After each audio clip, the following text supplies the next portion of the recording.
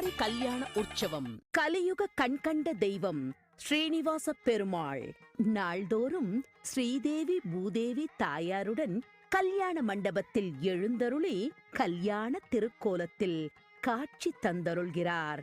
கோவிந்தா என்றாலே போதும், கேட்கும் வரங்களை அள்ளி வழங்கும் ஸ்ரீனிவாச பெருமாளின் திருக்கல்யாண உற்சவத்தில் நாம் அனைவரும் பங்கேற்று நம் வாழ்வில் சகல சௌபாகியங்களையும் பெறலாம்.